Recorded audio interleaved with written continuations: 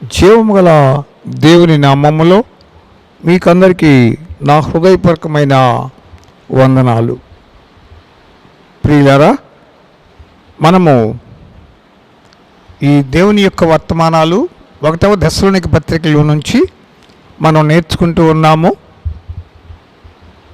మరి ఇటు తెనాలి, చీరాల, బాపట్ల సరౌండింగ్లో ఈ ఎలోహిం టీవీ 138వ ఛానల్లో వస్తుంది. అందులో మన కార్యక్రమాలు మరణాత విశ్వాస సహవాసం నుంచి శాంతి సందేశాలు ప్రతి ఉదయము 8:30కు, ప్రతి రాత్రి 8:30కు వస్తాయి. వింటూ వీక్షించండి. దేవుడు మిమ్మల్ని దీవించునుగాక. గత 4 అధ్యాయాల్లో 1వ దశలోనిక పత్రిక 4 అధ్యాయాల్లో మొదటి అధ్యాయము మాదిరికరమైన సంఘము, 2వ అధ్యాయము మాదిరికరమైన సేవకుడు, 3వ అధ్యాయంలో మాదిరికరమైన పరిచారకులు, 4వ అధ్యాయంలో మాదిరికరమైన విశ్వాసి మరియు నిరీక్షణ, 5వ అధ్యాయం ఇప్పుడు మనం ధ్యానం చేయబోతున్నాము. ఈ 5వ అధ్యాయంలో మనము మాదిరికరమైన విశ్వాసి యొక్క సిద్ధపాటు అనే అంశాన్ని మనం తెలుసుకోబోతున్నాం. జాగ్రత్తగా వినండి. మరి మనం చూసినట్లయితే 5వ అధ్యాయము 1 నుంచి 3 వచనాల వివరణలో ప్రభువు యొక్క రాకడను గురించి పౌలు గారు ప్రస్తావనకు తెచ్చారు. అది ఎలా అంటే, ప్రభు రాకడ దొంగగా వస్తుందని, ప్రసవ వేదన, గర్భిణీ స్త్రీకి వచ్చే ప్రసవ వేదనలా వస్తుందని పౌలు తెలియజేస్తూ ఉన్నాడు. మనం ముందే చెప్పుకున్నాం, ఈ 2 పత్రికలు 2వ రాకడను గురించి చెప్తున్నాయి అని. విసుగు లేకుండా వినండి. ఒకటి దొంగలాగా, దొంగ ఆదమర్చినప్పుడు వస్తాడు, నిద్రపోతున్నప్పుడు వస్తాడు, భద్రత లేనప్పుడు వస్తాడు, గేట్లు తలుపులు బార్లాగా తెరచి నిర్లక్ష్యత వైఖరితో ఉన్నప్పుడు వస్తాడు. వాడికి తెలుసు వాడు ఎప్పుడు దోచుకోవడానికి అవకాశం వస్తుందో వాడికి తెలుసు. 1వ పేతురు గ్రంథం 5వ అధ్యాయం 7వ వచనం ప్రకారం, మీ విరోధి అయిన అపవాది ఎవరిని మింగుదునా అని వెదుగుతూ తిరుగులాడుచున్నాడని రాయబడింది. పేతురు భలే వివరంగా రాశాడు అక్కడ. ఒకటి వెదుగుతున్నాడు, వాడు వెదుగుతూనే తిరుగుతున్నాడు. ఎక్కడ దొరికితే అక్కడ ఆగుతాడు, ఎక్కడ మెతక కనబడుతుందో అక్కడికి వస్తాడు, వాడు దోచుకుంటాడు. దొంగ మరి మనం చూస్తాం కదా, యోహానులో ప్రభు రాస్తూ ఉన్నాడు, దొంగతనము, హత్య, నాశనం చేయడానికి వస్తాడు కానీ మరి దేనికి రాడు. నేనైతే జీవమునిచ్చుటకు, గొర్రెలకు నిత్య జీవమునిచ్చుటకు వచ్చానన్నాడు. దొంగ దోచుకుంటానికి వస్తాడు. యేసు నిన్ను దొంగ చేతిలో నుంచి దాచి సిద్ధపరచుకుంటానికి వస్తాడు. రెండవది ప్రసవ వేదన. ఈ దొంగను గురించి ఇంకా చెప్పాలి అంటే, ఒకడేం చేశాడు, దొంగతనానికి వెళ్ళాడు, ఆ ప్రహరీ దూకి లోపలికి వెళ్ళాడు, కత్తి చూపించాడు, దొంగతనం చేస్తూ ఉండగా ఆమె చేసి లేచింది ఆ ఇంటి ఆవిడ. నువ్వు మాట్లాడితే చంపేస్తానన్నాడు. ఆవిడ మాట్లాడటం మొదలుపెట్టింది. మరి హత్య చేయటానికి అతడు పొడిచాడు, హత్య చేశాడు. ఆమె అరుస్తుందని ఇంకా ఆమె పొట్ట పట్టుకుని కింద పడి ఏడుస్తూ ఉంది. చూడు మా వాళ్ళతో చెప్తాను, ఏమనుకుంటున్నావో నీ అంతు చూస్తానని చెప్తుంది. వాడు మెడబిసుకు చంపేశాడు, నాశనం చేశాడు. ఒకటి దొంగతనం, రెండవది హత్య, మూడవది నాశనం. దొంగ అలా చేస్తానికి వస్తాడు, నిన్ను ఆదరించడానికి రాడు. అపవాది యొక్క స్వాధీనంలో ఉన్న వ్యక్తులు, వాళ్ళు నీ కుటుంబీకులు, నీ రక్త సంబంధికులైనా, నీ స్నేహితులు, శ్రేయోభిలాషులైనా వారి మాట వినొద్దు. దేవుని బిడ్డ, నిన్ను అద్భుతంగా రక్షించగల సమర్థుడున్నాడు, మంచి గొర్రెల కాపరి. ఆ మంచి గొర్రెల కాపరి తన గొర్రెల కొరకు ప్రాణం పెడతాడని చెప్పినవాడు. జ్ఞాపకం చేసుకో, ఆయన నీ కొరకు తిరిగి రాబోతూ ఉన్నాడు. మరి ఆయన ఎలా వస్తాడు? ఫస్ట్ దొంగలా వస్తాడు. నువ్వు ఆదమరిచి ఉన్నప్పుడు ఇప్పుడే వస్తున్నాడు అంటలే ప్రభు అనుకోవద్దు. దానికి ఉదాహరణలు పరిశుద్ధ గ్రంథం నిండా ఉన్నాయి. కొనికి నిద్రపోతున్న బుద్ధి లేని కన్యకలు ఉన్నారు. డబ్బు దుర్వినియోగం చేసి యజమానుడు వచ్చి లెక్కలు చూసుకుంటున్నప్పుడు లెక్కలు చెప్పలేని దౌర్భాగ్యుడు ఉన్నాడు. అందరితో పాటు మంచి తలాంతులు ఇవ్వబడిన ఒక్క తలాంతు కలిగిన వాడు ఏమీ వ్యాపారం చేయకుండా మట్టిలో పాతిపెట్టిన దౌర్భాగ్యుడు ఉన్నాడు. ఇలాంటి వాళ్ళందరినీ మనం చూసుకుంటూ వస్తే అక్కడ ఈ దొంగలాగా వచ్చినప్పుడు ఎలా పట్టుబడతారో అర్థమవుతుంది. ఇందులో రెండవ మాట ఏంటంటే, ప్రసవ వేదన పడుతుంది, 9వ మాసం వచ్చింది, డాక్టరు డెలివరీ డేట్ ఇచ్చాడు. ప్రియ దేవుని బిడ్డ, ఆ యొక్క తల్లి అంటుంది, ఒక స్వీట్ నోట్లో పెట్టి, అమ్మా నువ్వు బిడ్డను ప్రసవించిన తరువాత మరి సుమారు 6 మాసాల తర్వాత నువ్వు ఇవన్నీ తినాలి. ఈలోపు నీ కంటి నిండా నిద్ర, కడుపు నిండా భోజనము ఉండడానికి వీల్లేదు, ఏది పెడితే తినడానికి వీల్లేదు, నువ్వు పథ్యం చేయాలి. నువ్వేది పథ్యం లేకుండా తింటే ఆ ప్రభావం నీ బిడ్డ మీదకి వస్తుంది పాలు ద్వారా అని చెప్తూ, మరి ఇప్పుడే తినమ్మా అంటూ ఒక లడ్డు నోట్లో పెట్టినప్పుడు సరేనని నోరు తెరిచిన ఆ బిడ్డ నోట్లో లడ్డు పెట్టగానే ఆమెకి గర్భిణీ స్త్రీ ప్రసవ వేదన మొదలై, అమ్మా నొప్పిగా ఉంది కడుపులో అని చెప్పినట్లుగా ఉంటుంది. క్రీస్తు రాకడా అని చెప్తున్నాడు ఇక్కడ పౌలు. నువ్వు తినాలనుకున్న స్వీట్ తినలేవు, నువ్వు చేయాలనుకున్న పని చేయలేవు, నీ ఆశయాలు అడుగంటిపోతాయి. దైవ వ్యతిరేకమైనటువంటి నీ ఉద్దేశాలన్నీ కూడా ఆగిపోతాయి. ఆయన రాకడలో నీకు ఇష్టమున్న వాళ్ళతో వెళ్ళి చివరి మాటలు చెప్పడానికి కూడా నీకు దారి లేదు.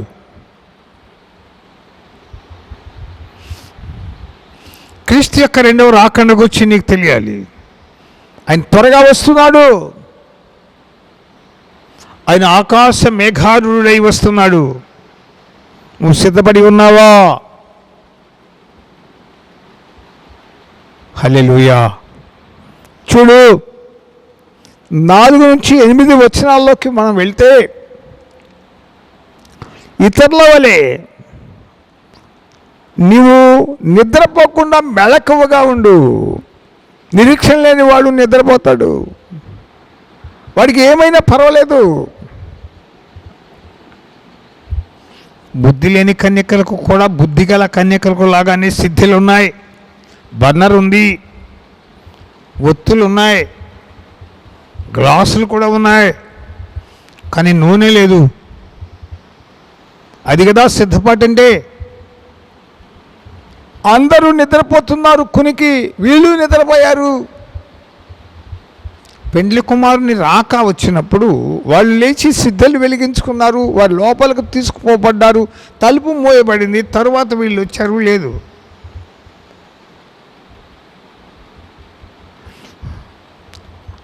సిద్ధపడే తరుణం ఇది. ఇతరుల వలె నిద్రపోకుండా మెళకువగా ఉండండి. ఇందాక 4వ అధ్యాయంలో చెప్పాడు, నిరీక్షణ లేని ఇతరుల వలె దుఃఖపడొద్దు అని చెప్పాడు. ఇక్కడ చెప్తున్నాడు, నిరీక్షణ లేని ఇతరుల వలె నిద్రమత్తులై ఉండబాకండి, మెళకువగా ఉండండి, అలర్ట్గా ఉండండి.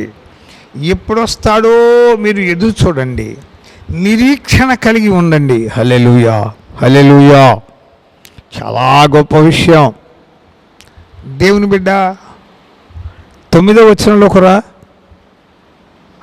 అక్కడ రక్షణ పొందుటకే కానీ పాలగుటకు ప్రభు మన పిలవలేదు అని చెప్పి చెప్తూ ఉన్నాడు. మరి పైభాగంలో మనం చూస్తే 4వ అధ్యాయం 7వ వచనంలో అయితే పరిశుద్ధులుగా ఉండుటకే కానీ అపవిత్రులుగా ఉండడానికి ప్రభు మనలను పిలవలేదు అన్నాడు. పౌలు ఈ అధ్యాయాల 5 ఒకదానికి ఒకటి అనుబంధమైన వచనాలు వాడుకుంటూ వచ్చాడు. మరో మాట చెప్పాలంటే చెప్పిన మాటనే మరొకసారి గట్టిగా, కొన్నిసార్లు గోముగా, కొన్నిసార్లు మనకు తెలియజేస్తూ వచ్చాడు. అద్భుతమైన దేవుని యొక్క సందేశం. ఆయన త్వరగా రాబోతున్నాడు. నీవు సిద్ధముగా ఉంటావా? రక్షణ పొందుటకి కానీ ఉగ్రత పాలగుటకు ఈనగాసి నక్కల పాలనే సామెత ఉంది. మన ఇంట్లో ఉన్న పశువు ఈనేదాకా బాగానే కావిలి కాశారంట. మరి అది మంచి పెయిదోన్న పెట్టిందో ఏమిటో. ఆ దూడ ఆ తల్లి దగ్గర ఉంది. లోపలికి ఏదో పని ఉండి వెళ్ళి ఆ ఇంటి ఆయన చాలాసేపు ఆలస్యం చేశాడు. ఈలోపు ఆ దూడను నక్క తీసుకెళ్ళిపోయింది. వచ్చి చూస్తే లేదు. అయ్యో, ఇంతవరకు చాలా బాగానే కావిలి కాసానే, చివరికి ఇలా పోగొట్టుకున్నాను అంటే అక్కడ పుట్టింది సామెత. ఈనేదాకా కాచి నక్కల పాలు చేసిన వాడు వీడే. నీ విశ్వాసము బుద్ధిహీనమైన కన్యకల్లాగా ఉంటే నువ్వు మెలకువగా ఉండడం ఆవశ్యకం. ప్రార్థన లేదా? ప్రార్థించడం మొదలుపెట్టు. వాక్యం చదవటం మానేసావా? పర్వాలేదని సరిపెట్టుకుంటున్నావా? నీ మొండి మూర్ఖ స్వభావాన్ని విడిచిపెట్టి విధేయత మనసుతో విజ్ఞాపనలు చేయటం మొదలుపెట్టు. ఆయన త్వరగా రాబోతున్నాడు. ఆయన త్వరగా రాబోతున్నాడు. ఆయన త్వరగా రాబోతున్నాడు. Jesus Christ is coming soon. ఆయన వస్తాడు. నువ్వు సంసిద్ధమా? చూడు, 10-11 వచనాల వివరణలోకి వెళితే ఈ సమయంలో మళ్ళీ కొందరిని నువ్వు ఆదరించాలి. ముఖ్యంగా శ్రమలో ఉన్న వారిని ఆదరించాలి. శ్రమలలో ఆదుకునే దేవుడు ఉన్నాడని వారికి చెప్పాలి. వారిని ప్రభువు వైపు మళ్ళించాలి. వారికి ప్రభువులో ఉన్న శక్తి మహత్తులను గూర్చి వివరించాలి. వారు శక్తిని అనుభవించాలి. వారు అనుభవించి దేవునికి సాక్షులై ఉండాలి.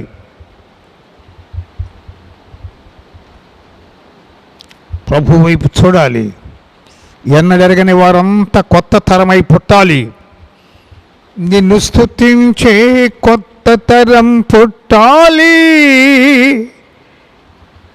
సువార్తకై సాక్షులుగా నిలవాలి. నిన్ను స్తుతించే కొత్త తరం పుట్టాలి. సువార్తకై సాక్షులుగా నిలవాలి. సేవకు సహకారులై ప్రార్థనా వీరులై, సేవకు సహకారులై ప్రార్థనా వీరులై రాజ్య విస్తరణకై పోరాడాలి. నీ రాజ్య విస్తరణకై పోరాడాలి. కాల్చుము మమ్ము కాల్చుము, తుప్పును పడరాల్చుము. కాల్చుము మమ్ము కాల్చుము, తుప్పును పడరాల్చుము. పదును గల కత్తులుగా మమ్ము మార్చుము. పదును గల కత్తులుగా మమ్ము మార్చుము. హల్లెలూయా. ప్రియ దేవుని బిడ్డ, చూడు, క్రీస్తు రాకడకై నువ్వు ఎంతగా సిద్ధపడాలని దేవుడు ప్రేరేపిస్తున్నాడో చూడు. పౌలు భక్తుని ఆంతర్యములో ఉన్న అగ్నిని చూడు. తిరిగి ఇప్పుడు మనం చూద్దాం 12-13 వచనాలలో వాక్యముతో మీకు బుద్ధి చెప్పేవారిని గౌరవించడం మీకు దీవెన అంటున్నాడు. వాక్యం చెప్పేవారంటే ఈ రోజున కొంతమందికి లెక్కలేదు, కొంతమందికి నిర్లక్ష్యం, కొంతమంది వాళ్ళదేముందులే, కొంతమంది వాళ్ళకి అదే పని, ఇంకా వేరే పని ఉంది అని చెప్తారు. చాలా తప్పు. వాక్యము చేత మీకు బుద్ధి చెప్పేవారు, వాక్యము చేత మిమ్మల్ని దిద్దుబాటు చేసేవారు, వాక్యపు వెలుగులో వాస్తవాన్ని మీ ముందుంచేవారు, వాక్యము క్రీస్తు రాకడ గూర్చి తెలియజేస్తుందని చెప్పేవారు.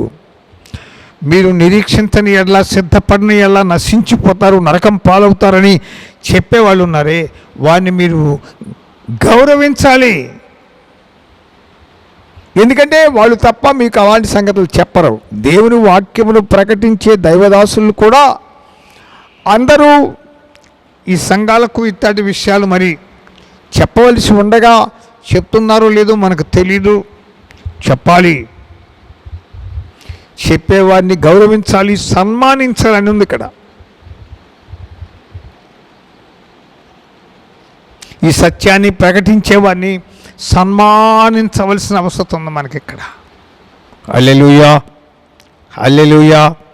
వాక్యముతో బుద్ధి చెప్పువారిని గౌరవించుట, సన్మానించుట మీకు దీవెన.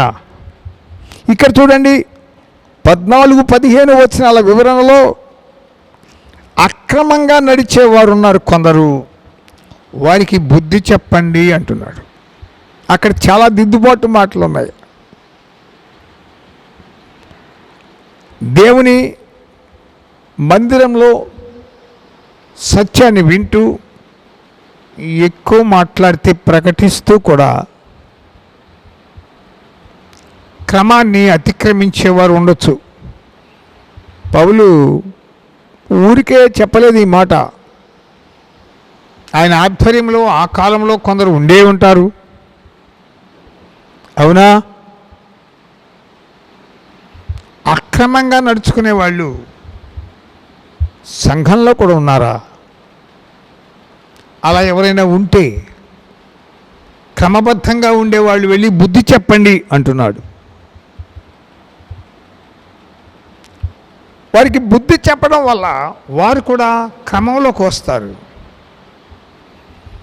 అక్రమకారులు క్రమంలోనికి రావడమే కదా ప్రభు ఉద్దేశం. దారి తొలగిన వారు, వంకర తోవలకు వెళ్ళే వాళ్ళు ఉన్నారే, వాళ్ళని గురించి కూడా మనం ఆలోచించాలి. కొత్త వారిని గురించి పౌలు చెప్తున్నాడు, సంఘంలో ఉన్నవారిని గురించి చెప్తున్నాడు. సంఘంలో ఉంటూ దారి తొలగి గుర్తించకుండా గుడ్డివాళ్ళుగా ఉన్న వాళ్ళు ఉన్నారు. అందుకే 125వ కీర్తనలోని 5వ చరణంలో కీర్తనకారుడు ఏమన్నాడంటే, వంకర త్రోవలకు తొలుగు వారిని పాపాత్ములతో సమానంగా వెంటబెట్టుకొస్తాడు దేవుడు అన్నాడు. ఒకసారి చూసుకో. నువ్వు వంకర త్రోవ నిలువుగా నడుస్తున్నాననేమో చెప్పుకుంటున్నారు, కానీ వంకర త్రోవల్లో ఉన్నారు. తమ వంకర త్రోవలకు తొలగిపోవు వారిని పాపాత్ములతో పాటు ఆయన వెంటబెట్టుకొని వచ్చును. ఏం పర్లేదులే అని చెప్పాక, ఎంతమంది లేదులే అని సమర్థించబాక, జాగ్రత్త, సరిచేయి సరిచేయి, అదే బుద్ధి చెప్పు అనే మాట వాడుతున్నాడు. అక్రమంగా నడిచేవారితో బుద్ధి చెప్పు. క్రమబద్ధమైన జీవన శైలిలోంచి బయటకు వెళ్తే వాళ్ళు నష్టపోతారు. నేను ఒక మాట చెప్తాను, జాగ్రత్తగా విను.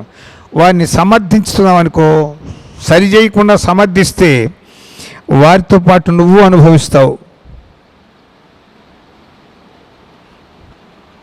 వారితో నువ్వు కూడా అనుభవిస్తావు. ఈ సత్యాన్ని నీ యొద్దకు తీసుకురాని వారితో మీరు శుభమని చెప్పొద్దు. అలా చెప్తే వారి దుష్టక్రియల్లో మీరు కూడా పాలిభాగస్తులు అవుతారన్నాడు యోహాను. గుర్తు చేసుకోండి. ఈ దినాల్లో అన్నీ కట్ చేయాల్సి వస్తుందండి. వెరిఫికేషన్ అవసరం అండి. ప్రూఫ్ రీడ్స్ చాలా అవసరం అండి. అన్ని స్పెల్లింగ్ మిస్టేక్సే. జ్ఞాపకం చేసుకోండి, సరిచేసుకోండి, సక్రమంగా జీవించండి. నేను చివరిగా చెప్పాలనుకున్నది ఏంటంటే 16వ వచనం, ప్రతి విషయంలో దేవునికి కృతజ్ఞతాస్తుతులు చెల్లించుట, ఇది దేవుని చిత్తం. ప్రతి విషయంలో కృతజ్ఞత, థ్యాంక్స్ గివింగ్ అనేది ప్రతి క్రైస్తవుడికి అవసరం. అన్ని విషయంలో కృతజ్ఞత అవసరం. మంచి భార్యని ఇచ్చినందుకు స్తోత్రం, మంచి కుమారుని ఇచ్చినందుకు స్తోత్రం, మంచి కోడలు ఇచ్చినందుకు స్తోత్రం, మంచి మనవరాలు ఇచ్చినందుకు స్తోత్రం, మంచి మనవడిని ఇచ్చినందుకు స్తోత్రం, మంచి ఇల్లు ఇచ్చినందుకు స్తోత్రం. ఇవన్నీ కూడా వరుసపెట్టి, ఉద్యోగము, వ్యాపారము, రాబడి, ఇవన్నీ కూడా మనం చెప్పుకోను. అన్నిటికీ స్తోత్రం. అసలు బ్రతికి ఉన్నందుకే స్తోత్రం. రక్షణ ఇచ్చినందుకు స్తోత్రం. పాపములు ఉండకుండా పరిశుద్ధుల గుంపులు నాయన చేర్చినందుకు నీకు స్తోత్రం. ఎన్నని చెప్పను? ప్రతి విషయంలో కృతజ్ఞతాస్తుతులు చెల్లించండి. యేసుక్రీస్తు నామములో ఇది మీ విషయంలో దేవుని చిత్తము అంటున్నాడు పౌలు. మీ విషయంలో ప్రభువును కలిగి ఉన్న మీరు కృతజ్ఞత కలిగి ఉండండి. ఇది దేవుణ్ణి సంతోషపరిచే ప్రక్రియ. చాలా అద్భుతమైనటువంటి యొక్క మాటతో ఈయన ముగిస్తూ ఉన్నాడు. దేవుని బిడ్డలారా, పవిత్రమైన ముద్దు పెట్టుకునే ఒకరికొకరు కృతజ్ఞతలు చెల్లించండి అంటున్నాడు. పవిత్రమైన ముద్దు దగ్గరికి వచ్చినప్పుడు ఇక్కడ మనం చాలా ముద్దులు చూస్తాము. మీరు చూడండి, ఆ యాకోబు మేనమామ దగ్గరికి వెళ్తున్నప్పుడు మార్గమధ్యంలో కనబడిన ఆ మేనమామ కూతుళ్ళలో రాహేలు కనబడ్డప్పుడు అక్కడ ఆయన ముద్దు పెట్టుకున్నాడు. అది ఒక అభిమానపు ముద్దు అనుకుందాం. తరువాత మన మేనత్తగారి కొడుకంట పెందలకడ మాకు ఈ అవకాశం ఇచ్చాడు, మన మందలకు నీళ్లు తోడిపోసి అదుగు అక్కడ ఉన్నాడు అని చెప్పినప్పుడు యాకోబును చూచి, నా మాంసములు నా ఎముకలో ఎముకగా ఉన్నావు అని లాబాను యాకోబును ముద్దు పెట్టుకున్నాడు. అది బాంధవ్యపు ముద్దు. దేవుని బిడ్డలారా, మనం ఇంకా కాస్త ముందుకు వెళ్తే చాలా రకాల ముద్దులు ఉన్నాయి. అరే ఇస్కరియోతు యోధా దగ్గరికి వెళ్దాం. అతడు గెత్సేమనేలో క్రీస్తును ముద్దు పెట్టుకున్నాడు. అది కపటపు ముద్దు. ప్రభు అన్నాడు, యోధా, మనుష్య కుమారుణ్ణి ముద్దు పెట్టుకుని అప్పగిస్తున్నావా? ఇది ఎంత అపవిత్రమైనది. జ్ఞాపకం చేసుకోండి. పవిత్రమైన ముద్దు పెట్టుకోండి. విషపూరితమైన ముద్దు, కపటపు ముద్దు ఎన్నో ఉన్నాయి. పవిత్రమైన ముద్దు, క్రీస్తు రక్త తర్పణము చేత విమోచింపబడి ప్రత్యేకింపబడిన పరిశుద్ధ ముద్దు పెట్టుకోండి. ఎవరినైనా నిజంగా పలకరించండి. విషంతో పై మాటకు చెప్పబాకండి. విషపూరితమైన మాటల చేత పై మెరుగులతో చెప్పబాకండి. ప్రదర్శనాత్మకమైన భక్తి చేయబాకండి. అది ఎప్పటికీ వెల మీద నిలబడదు. దానికి ప్రతిఫలం దేవుడు ఇవ్వడు. నువ్వు ఇప్పటికే ఇట్లాంటి వేషధారణ మాటలు చేసి కపటపు ముద్దు పెట్టుకుంటూ పైన మాటలతో కాలక్షేపం చేస్తున్నావేమో, వదిలేయి. పవిత్రమైన ముద్దు పెట్టుకో. ఒకరికొకరు వందనాలు చెప్పు. దేవుని రాజ్యంకై సిద్ధపడు. అనేకులు సిద్ధపరచు. దేవునికి మహిమకరమైన జీవనయాత్ర కొనసాగించు. అదిగో ప్రభు త్వరగా రాబోతున్నాడు. నీ కొరకు ఎదురు చూస్తూ ఉన్నాడు. ప్రతివాని జీతం నా యొద్ద ఉన్నది, నేను పట్టుకుని వస్తున్నాను అని చెప్పాడు. త్వరగా రాబోతున్నా యేసుక్రీస్తు నామములో మనవి చేస్తున్నాను, రాకటకై సిద్ధపడ్డావా? ఈ లోకమంతా నిర్బంధంగా విడిచిపెట్టవలసిన అవసరం వస్తుంది. ఎవరితో బాంధవ్యం ఉండదిక. క్రీస్తునందున్న వారు మాత్రమే ముందు లేస్తారు. సజీవమైన మనము లేస్తాము. కాగా ఆయన యొద్దకు కొనిపోబడతాము. సదాకాలం ఆయనతో ఉంటాము. మళ్ళీ ఈ చక్కని మాటలతో ఆదరించుకుంటూ ప్రభువు రాకడకై సిద్ధపడదాం. అనేకులను, ముఖ్యంగా మన కుటుంబీకులను సిద్ధపరుస్తాం. దేవుడి అమూల్యమైన మాటల ద్వారా మనలను ఆశీర్వదించి వర్ధిల్ల చేయునుగాక. ఆమేన్. ప్రార్థన.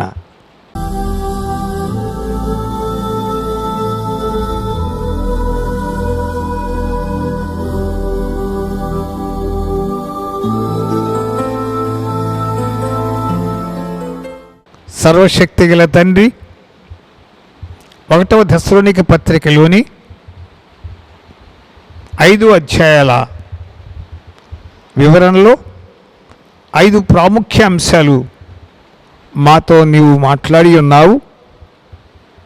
మాదిరికరమైన సంఘము, మాదిరికరమైన సేవకుడు, మాదిరికరమైన పరిచారకులు, మాదిరికరమైనటువంటి విశ్వాసి, మాదిరికరమైన విశ్వాసి యొక్క నిరీక్షణతో కూడిన సిద్ధపాటు అనే విషయాన్ని మీరు మాకు బోధించినందుకు నీకు స్తోత్రాలు. ఈ సత్యాలు మాతో మాట్లాడడానికి మీ దాసులు మరి సిద్ధపడి ఉన్నారు. మీ దాసుని బలపరిచి ఆరోగ్యంతో నింపి నీ అభిషేకం క్రింద మరిన్ని కార్యాలు, మరిన్ని సందేశాలు నీ ప్రజలకు అందించినట్లు చేయమని ఈ వర్తమానములు వింటున్న, వీక్షిస్తున్న అందరి హృదయాల్లో ప్రతిఫలింప చేయమని, ముఖ్యంగా నేను ఎరుగని వారిని నీ యొద్దకు ఆకర్షించమని, సంఘాభివృద్ధి దయచేయమని యేసు నామములో వేడుకుంటున్నాము స్వామి. ఆమేన్. ఆమేన్. గ్రహించండి. మర్నాథ విశ్వాస సహవాసము రేపల్లిలో 8వ వార్డులో ఆరాధన ఆదివారం ఉదయం 10 గంటలకు, శుక్రవారం సాయంత్రం 6:30 గంటలకు, మరి నెలలో 2వ శుక్రవారం సాయంత్రం 6 నుంచి 12 గంటల వరకు పవర్ నైటు, 2వ ఆదివారం నెలలో ఆదివారపు ఆరాధనలో సంస్కార పరిచర్య జరుగుతుంది. ఇతర సమయాల్లో కూడా మీరు మా నంబర్లు సంప్రదించండి. మీ కొరకు మేము ప్రార్థిస్తాము. మీరు వాక్యమును గురించి విని తెలుసుకోవాలనుకుంటే తప్పక రండి. ప్రభు మిమ్ములను దీవించునుగాక. ఆమేన్.